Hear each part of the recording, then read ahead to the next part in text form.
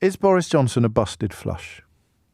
Is Boris Johnson a soaking wet squib? Is Boris Johnson a flat balloon, a burst football? Toast. I really, really think he is. A constituency of people across the country who thought that Boris Johnson was somehow their man. I think that has withered.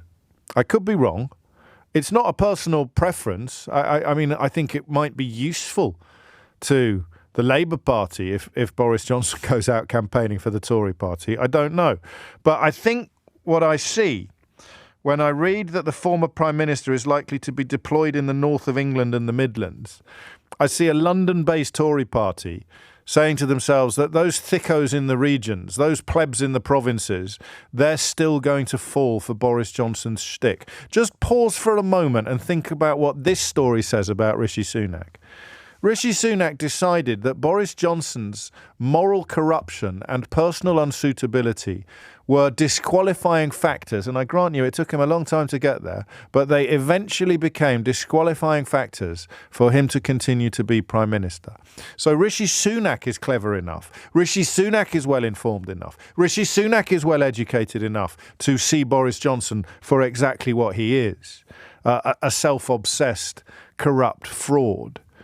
But the voters in the north and the voters in the Midlands, well, they still think he's great because they're not very bright, or they're not very well informed, or they've been groomed and gaslit for so long by the likes of Dacre, who gave Johnson a column in the Mail, or Murdoch, who's got a front page story about him coming back to help campaign in the Red Wall, that these northerners, these thick brummies, these daft northerners, they still love a bit of Boris.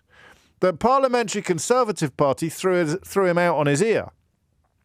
He was so persuaded that the good burghers of Uxbridge and Ruislip would send him packing that he didn't even have the guts to fight an election there or to take a recall petition.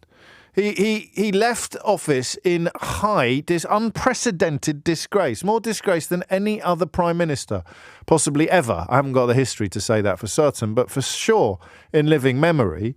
And now we read in Rupert Murdoch's Times that he's going to join the election campaign in the Red Wall.